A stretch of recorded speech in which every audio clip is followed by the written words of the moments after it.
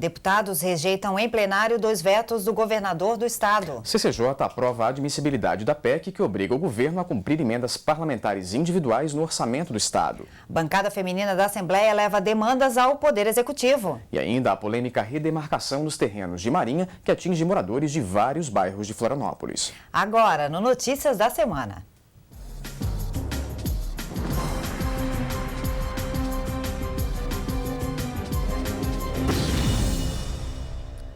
Parlamentares da Comissão de Constituição e Justiça aprovaram a admissibilidade de uma nova proposta de emenda constitucional. A PEC obriga o governo a cumprir emendas parlamentares individuais no orçamento do estado.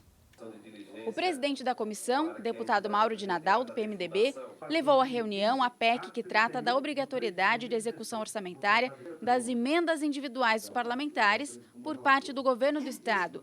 Os deputados votaram pela aprovação da admissibilidade da matéria. Ele tem por propósito adequar basicamente o orçamento catarinense, as normativas aqui do estado, a esta nova normativa que está sendo posta por Brasília, que permite com que parlamentares façam as suas emendas através do orçamento, as suas emendas individuais. Então o estado de Santa Catarina está fazendo essa adequação e permitindo com que 0,9% da receita corrente líquida do estado catarinense seja destinado para que os parlamentares possam fazer os encaminhamentos devidos. Outro assunto da Comissão de Constituição e Justiça nesta terça-feira foi a Defensoria Pública de Santa Catarina. O deputado Silvio Drevik, do PP, foi o relator do projeto de lei, que cria 90 novos cargos na Defensoria, sendo que 50 são de analistas e 40 de técnicos administrativos. O projeto foi aprovado e prevê a nomeação de metade dos servidores na data da publicação e a outra metade no mês de julho. Já no plenário da Assembleia, deputados analisaram novos vetos do governador do estado. As mensagens vetavam total ou parcialmente projetos que já haviam tramitado na casa e que foram aprovados pelos deputados. 2 desses vetos foram rejeitados em plenário. Os parlamentares analisaram 6 mensagens de veto encaminhadas pelo governo, alegando inconstitucionalidade de projetos de lei aprovados anteriormente pelos deputados. 2 delas foram derrubadas pelo parlamento, permitindo que os projetos de lei sejam promulgados e passem a vigorar. Uma das mensagens derrubadas era a que vetava um projeto de lei de autoria do deputado Kennedy Nunes, do PSD. O PL impunha sanções às seguradoras que praticassem condutas lesivas aos segurados. Hoje, por exemplo, se alguém tem um seguro aqui em Santa Catarina e na hora de acionar, ela pode chegar e citar a lei e a seguradora diz, realmente a lei garante que o senhor escolha. Mas se escolher, aqui nós temos credenciado, você vai receber R$400 de desconto na franquia. Ou seja, é uma lei que já dá benefício ao cidadão. E nós conseguimos fazer com que os deputados pudessem ver isso e derrubamos o veto. Os deputados também derrubaram o veto a um projeto de lei de autoria do deputado Valmir Comim, do Partido Progressista. A proposta institui a Semana Estadual de Educação Preventiva e de Enfrentamento à Endometriose. Milhares dessas mulheres acabam sofrendo, muitas vezes, a vida toda e padecendo com a doença. Por essa razão, nós tomamos essa iniciativa com o propósito de criar a semana de conscientização que vai realmente ser difundida e propagada por todo o Estado para que se possa amenizar o sofrimento de toda mulher acometida dessa doença e que não tem o conhecimento por falta realmente de informações. Além de analisar as mensagens de veto, os parlamentares também aprovaram um projeto de lei de autoria do deputado Ismael dos Santos, do PSD, que institui aqui em Santa Catarina a Semana Estadual de Prevenção ao Aborto. Conforme a proposta, a semana seria comemorada sempre no mês de maio, no período que antecede o Dia das Mães. O objetivo, conforme o parlamentar, é orientar sobre os métodos existentes para evitar uma gravidez indesejada, além de informar sobre os aspectos legais relativos ao aborto e também sobre os possíveis danos causados à saúde da mulher. Ainda em plenário, o deputado Ismael dos Santos, do PSD, anunciou a apresentação de um novo projeto que começa a tramitar aqui na casa. A intenção é assegurar que o consumidor em atraso com o pagamento de serviços essenciais seja comunicado da pendência antes da suspensão no fornecimento. O deputado Ismael dos Santos, do PSD, lembrou na tribuna que muita gente vem sofrendo com cortes nos serviços de água ou luz por esquecer de quitar a dívida ou por extravio da fatura. Mesmo que a última conta tenha sido paga, uma fatura antiga esquecida pode provocar o corte. Por isso, o parlamentar decidiu protocolar um projeto de lei que torna obrigatória a inclusão na fatura vigente de informações sobre débitos antigos, vencidos e não quitados, e sobre os mecanismos para o pagamento da dívida. Caso o projeto seja aprovado, a fatura vigente deve incluir até mesmo um documento anexo que permita a quitação do débito, incluindo o código de barras. Isso vai facilitar com que um documento com código de barras, não é, dê condições para o inadimplente acertar as suas contas e evitar o que, infelizmente, tem ocorrido, que é o corte. E aí paga-se uma taxa a mais, tem toda uma questão de tempo. Então, é uma questão de facilitar a vida do consumidor e do cidadão catarinense. A safra da tainha, que abre oficialmente no próximo dia 15, foi outro tema abordado durante a sessão. O deputado doutor Vicente se reuniu com pescadores artesanais de Bombinhas e trouxe uma reivindicação que é a mesma da pesca artesanal de todo o litoral catarinense. Os pescadores querem maior fiscalização para conter o avanço da indústria da pesca sobre a espécie, que vem tendo queda na produção.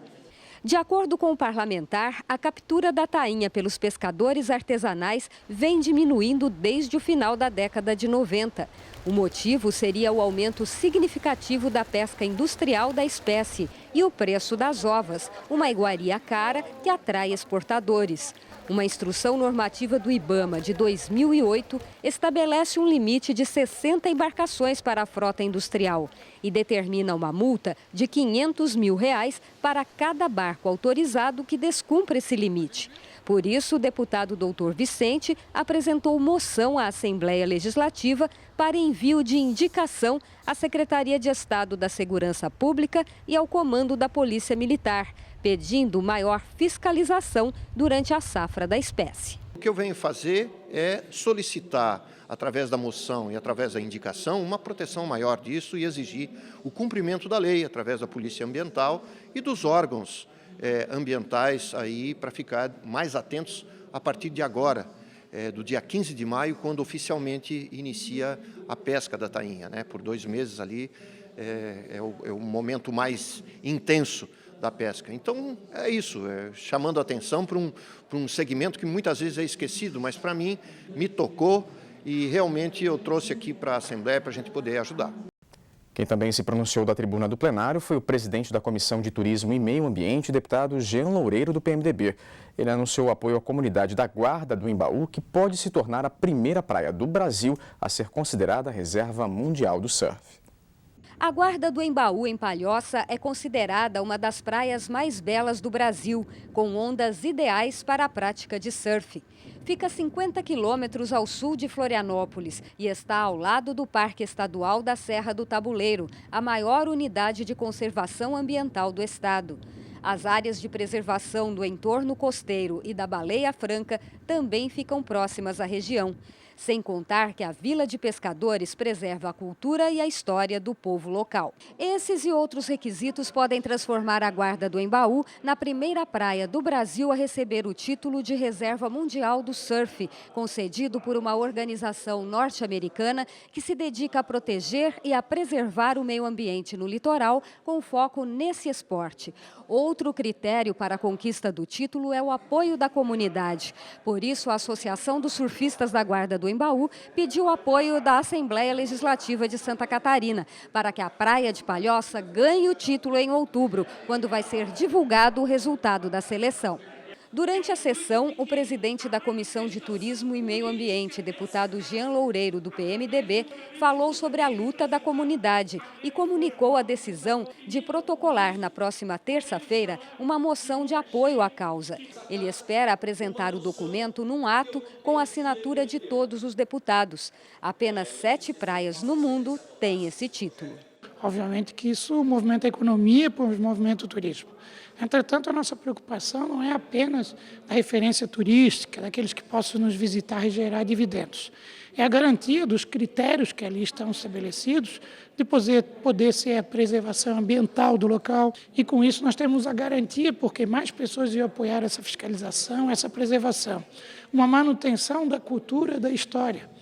E um apoio, o envolvimento de toda a comunidade. Aí entra o papel da Assembleia Legislativa, de poder se manifestar, de poder ter uma moção de apoio, de poder ter mais pronunciamentos e demonstrar claramente que a classe política e a sociedade também estão batalhando por isso. E veja, ainda hoje, deputados repercutem redemarcação dos terrenos de Marinha. Os detalhes da medida que atinge moradores de vários bairros aqui de Florianópolis você confere em instantes, aqui no Notícias da Semana.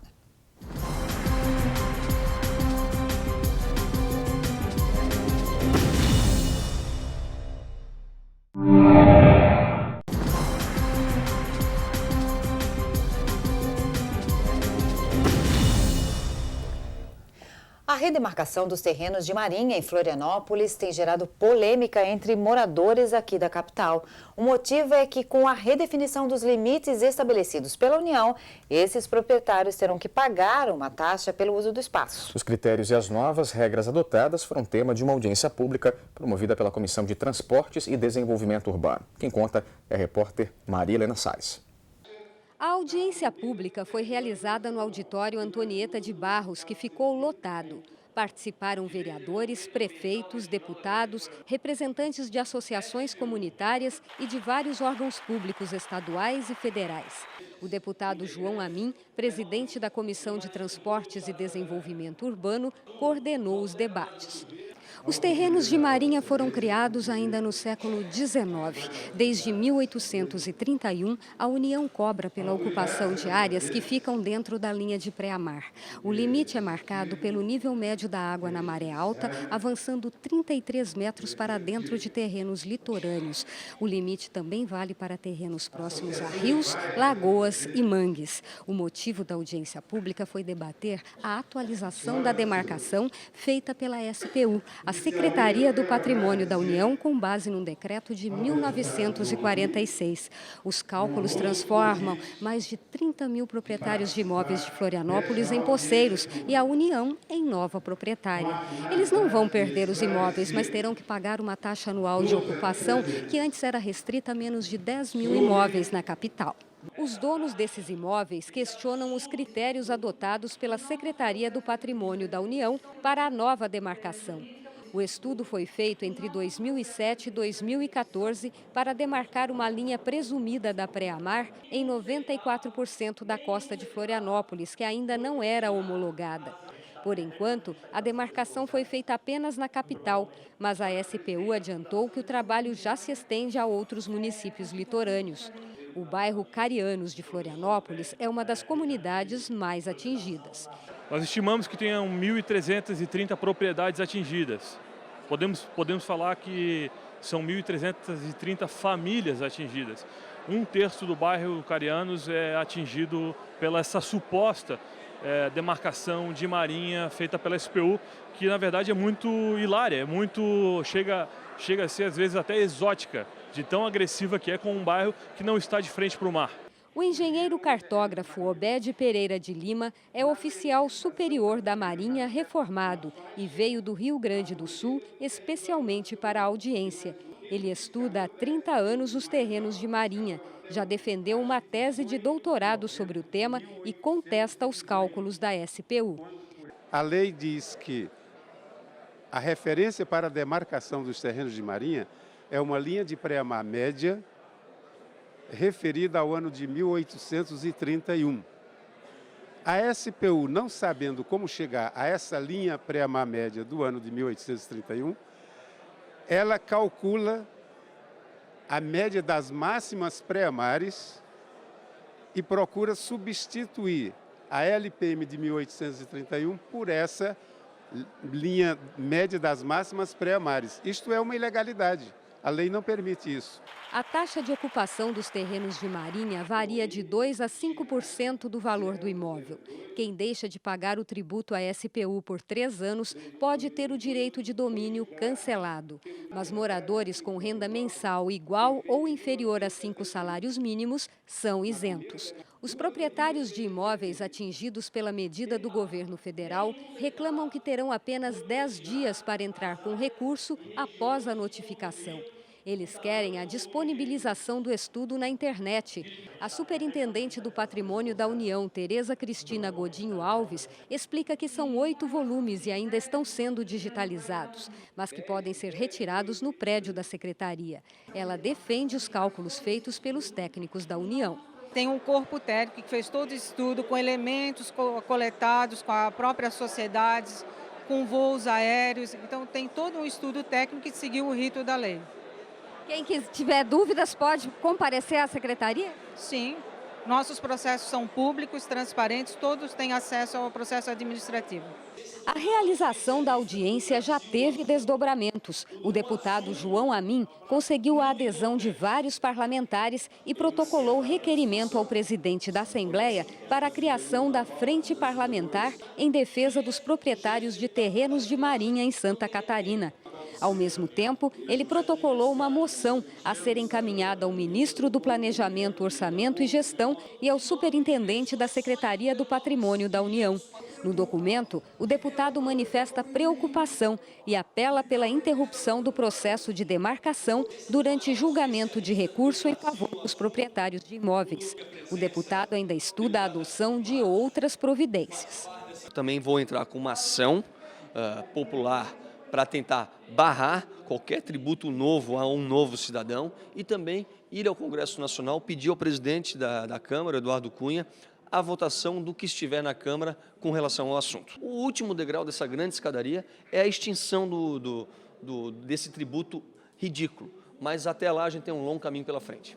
Quem também se reuniu esta semana foram as deputadas da bancada feminina na Assembleia.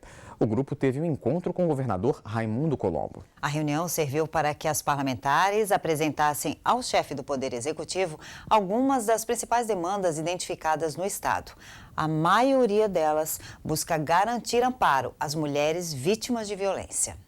A deputada Dirce Heiderscheid, do PMDB, coordenadora da bancada feminina na Assembleia, esteve em Brasília tratando da construção da Casa da Mulher Brasileira e pediu apoio ao governador para a resolução dos entraves legais em relação ao terreno.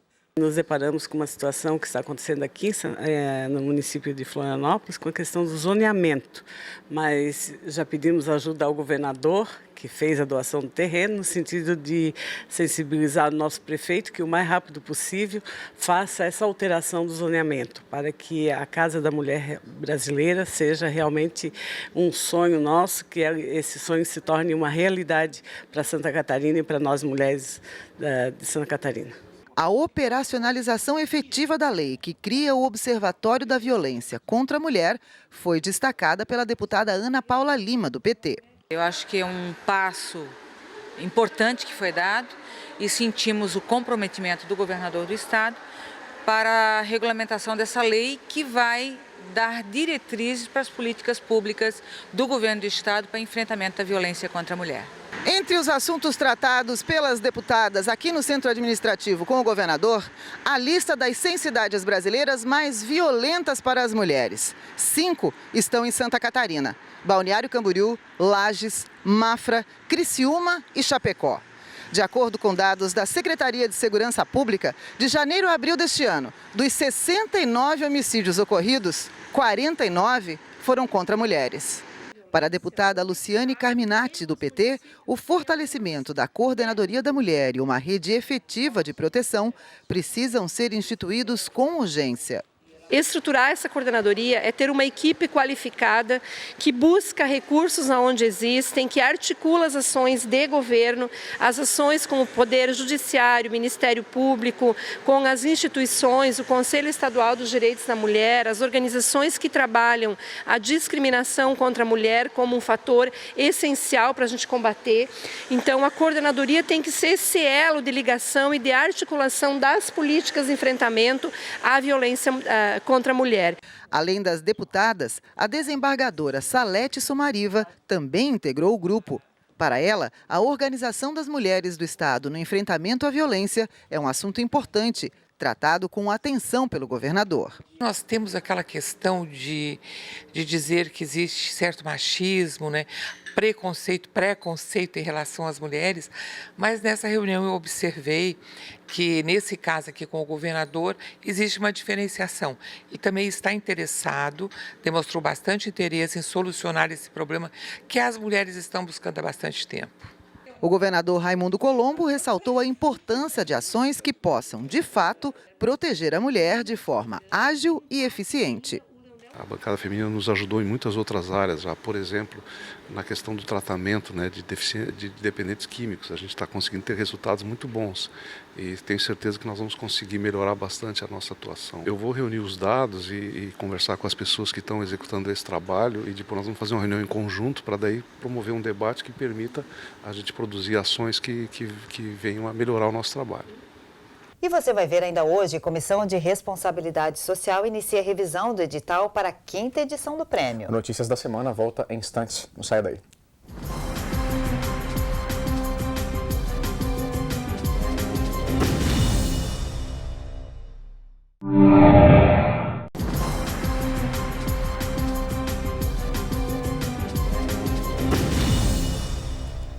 A Assembleia Legislativa deu as boas-vindas aos novos estagiários do programa Antonieta de Barros. A iniciativa oferece oportunidade de inclusão para jovens em situação de vulnerabilidade social. E desde que foi criado há 10 anos, o programa já beneficiou mais de 300 estudantes. A cerimônia, realizada no plenarinho da Assembleia Legislativa, marcou um momento especial. Para 22 jovens, começava ali uma nova fase de suas vidas. Eles estavam ingressando oficialmente no programa Antonieta de Barros. Criado há 10 anos pela Assembleia Legislativa, o PAB oferece estágio remunerado em diferentes setores do parlamento. O público-alvo são jovens estudantes de baixa renda, com idade entre 16 e 24 anos. Para serem aceitos no estágio, eles passaram por um processo seletivo, que contou inclusive com a participação da sociedade civil. A líder comunitária Uda Gonzaga, da Associação de Mulheres Negras Antonieta de Barros, falou sobre a importância do programa para esses jovens. Eu vejo assim uma mudança muito grande. Tenho parentes, tenho os meus ex-alunos, né? A vida deles há uma mudança, há uma transformação de atitude, de postura, né? A maneira deles serem muda sempre para melhor. A gente vê isso e eles mesmos falam, né? Depois que eu entrei para o programa Antonieta de Barros, minha vida mudou, professora.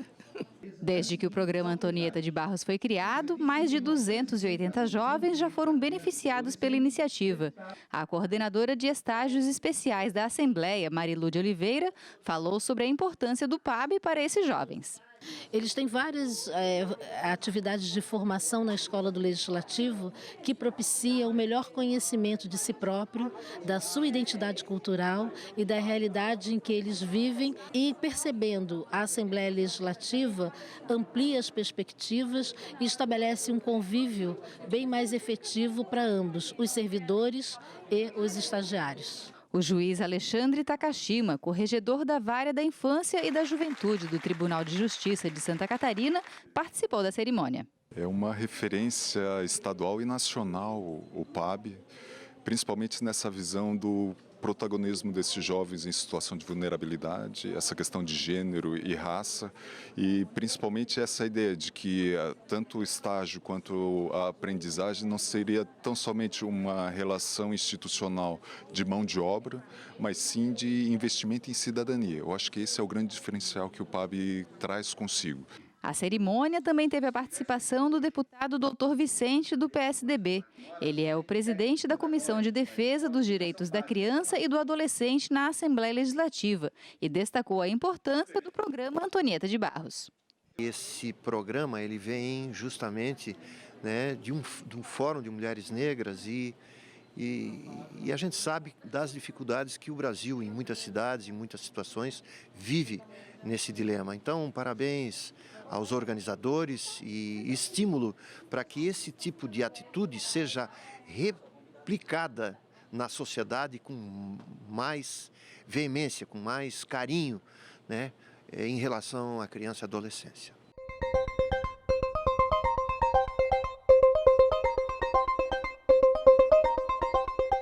A Comissão Mista de Responsabilidade Social já iniciou a revisão do edital da 5ª edição do prêmio. A certificação será concedida no final do ano a empresas e organizações não governamentais que desenvolvam ações de caráter socioambiental. A Comissão Mista de Responsabilidade Social é coordenada pela Assembleia Legislativa e conta com a participação de representantes de 17 entidades de Santa Catarina, 3 a mais que no ano passado.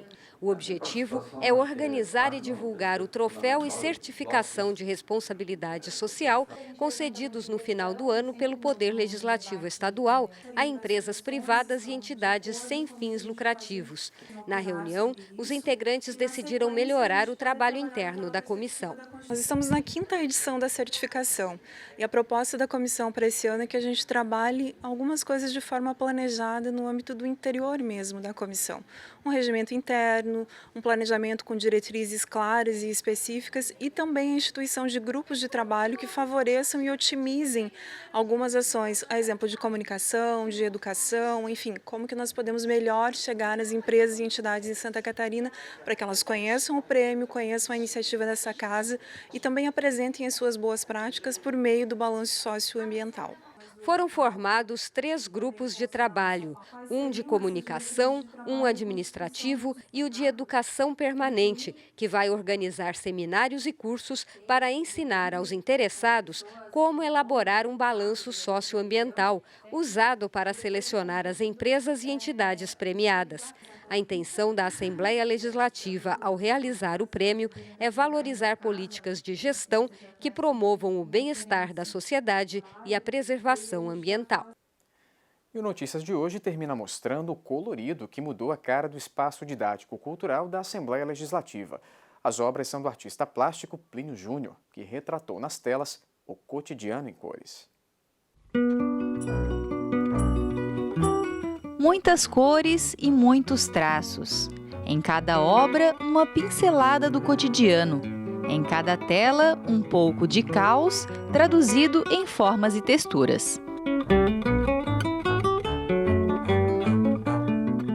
As obras expostas no Espaço Cultural da Assembleia Legislativa integram a exposição Cotidiano em Cores, a primeira do artista plástico Plínio Manes Júnior.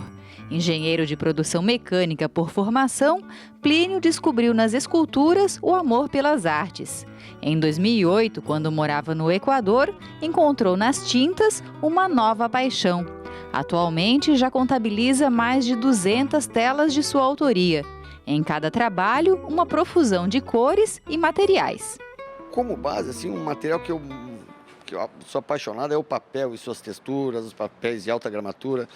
E tintas, não tem uma específica, mas eu acabo misturando um pouquinho de tudo. A acrílica, a tinta a óleo, o nanquim, a caneta hidrográfica, o lápis de cor. Eu acho que tem espaço para tudo e a mistura acaba trazendo assim uma noção de 3D pela própria mistura de como elas refletem sobre o papel e tudo mais. Eu acho que é isso. Atualmente, Plínio mora em Lages, na Serra Catarinense. Foi lá que descobriu uma maneira de dar um efeito diferenciado e aumentar a durabilidade das obras, utilizando uma resina especial. Sempre me disseram que a valorização de uma obra estava na tela pela sua resistência ao tempo e tudo mais. E eu usava papel uso papel e gosto desse elemento. Então, eu descobri uma resina, um vidro líquido e comecei a aplicar em cima das obras e isso trouxe um outro efeito também brilhante e que garantido vai trazer bastante resistência para o tempo. Foi buscando uma resistência, mas acabei encontrando um efeito. A exposição Cotidiano em Cores fica na Assembleia Legislativa até o dia 15 de maio. A visitação é gratuita.